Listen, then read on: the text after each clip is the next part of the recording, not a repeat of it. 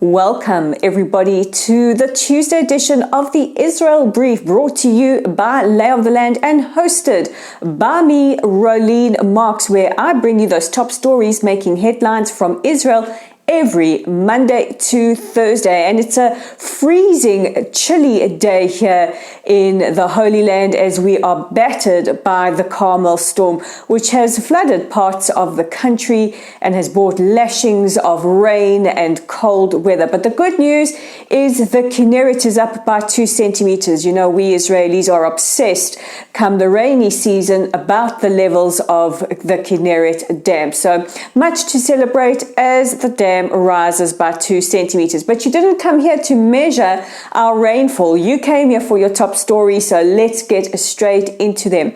And we begin with an agreement that has been reached between Hamas and Palestinian Islamic Jihad to step up attacks on Israelis, especially in areas like Jerusalem and parts of the West Bank. Now, over the last month, there have been about 8 terror attacks committed against Israelis by members of the two terror groups.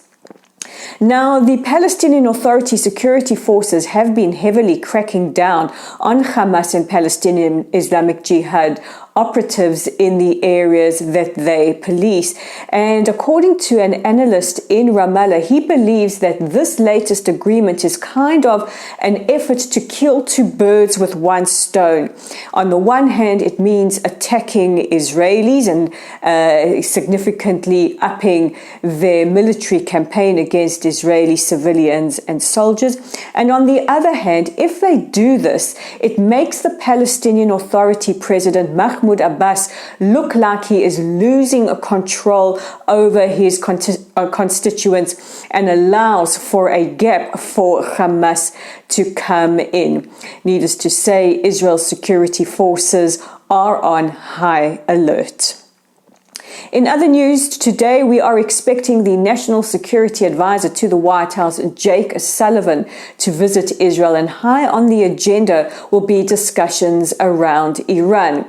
There is a lot of concern on the part of Israel that the Biden administration could be trying to reach an interim agreement with the Iranians, and we know what their intentions are. Yesterday, yet another tweet put out on social media, this time with a map of Israel covered by matches and targets, again saying one wrong move, and you basically got the illusion that if Israel does something that they judge to be a misstep, the whole country is targeted and could go up in flame. That is yet another call for extermination of the Jewish state.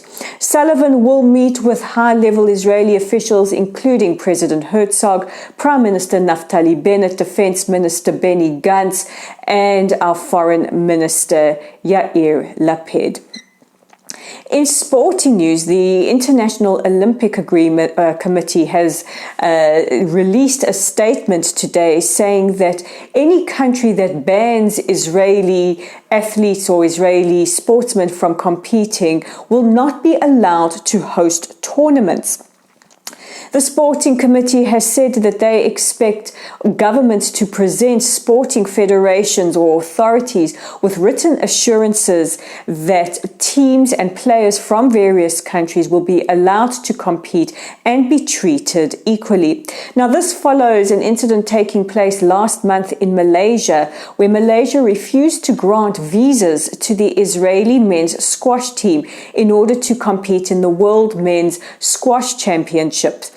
This was taken to the highest authorities and almost went to the sports ombudsman in Switzerland, and the tournament was actually cancelled due to the Malaysians' refusal to allow Israelis to compete. So this is a significant win against discrimination against Israeli athletes in sports. We saw earlier this year during the Olympic Games several athletes refusing to compete against their Israeli counterparts and being sent home and dismissed by the International Olympic Committee.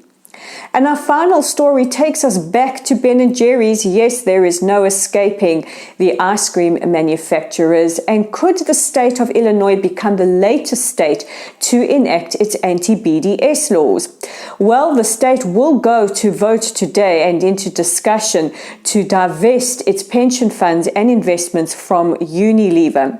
This is following the controversial and discriminatory decision by Ben&Jerry's, whose holding company is Unilever, to stop selling ice cream in the disputed territories, and at the end of 2022 to suspend its manufacturing agreement with the Israeli manufacturers. Now, the state of Illinois don't just have this as an issue, they also might take action against the BDS movement for their financial company or financial advisors. It's a company called Morningstar. Apparently their dealings, or Morningstar's dealings and investments, are contrary to the anti-BDS law. So this is going to be one to watch. We do know that there are expected protests against any vote that will take place outside the offices, but it looks very interesting to see whether or not Illinois will join states like Texas and New York, Florida in divesting from Unilever. And many of you may be wondering, have we heard from Ben&Jerry's or Unilever with regards to these divestments of funds? We have yet to hear from them, but I would wager a bet that it can't be very, very smooth sailing behind the boardroom doors. So those are your top stories making headlines today. Don't forget to check out our website at www.layoftheland.online. We are not publishing anything until the new year, giving you, our writers and ourselves, a little bit of a break. But if you fancy yourself a Lay of the Land writer, you can send your content to us, and who knows, we may even publish it. We are also on our Facebook page at Lottle Site. Please help us grow our community by giving us a like or a follow and sharing our content. Our YouTube channel is at The Israel Brief, and it really helps if you are watching this there and will click on that red subscribe button, and you'll be notified every time we post a brief. It also helps get Israel's story or news from Israel out to as many people as possible, and it's news that you may not see in the mainstream media. And finally, you can find us on Twitter at Lay of the Land with the digit 5. So if you like our content, please consider liking, sharing and subscribing. And from a freezing cold and wet Modi'in, I'm Rolene Marks with your top stories. Join us tomorrow as we take a look at your headlines.